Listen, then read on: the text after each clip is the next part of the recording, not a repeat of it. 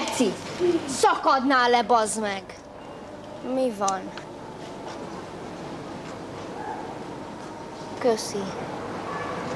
Na, akkor jössz, vagy nem jössz? Nem, én a mennyország kulcsát keresem. Az itt van-e? Figyelj, elől-hátul 4, mónikázás 2, kézi munkát megcsináljon az öreg anyád. Ezt most én nem nagyon értem. Miért? Ingyen akarod? Hol élsz te? Holdod? Nem, egy kicsit följebb én vagyok az Isten. Hú, akkor most kívánni kell valamit.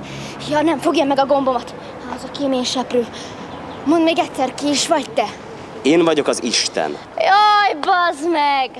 Jaj, bocsánat. Hát persze, rólad álmodtam a múltkor. Azért voltál olyan ismerős. Az volt, hogy luxuskorban voltam egy repülőgépen. Te meg a sofőr, de rendesen az Isten.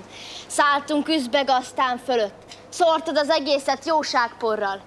Nekem meg porallergiám van, úgyhogy egész úton szoptam azt a jóságos gecit. Te, van egy csaj, a Sári.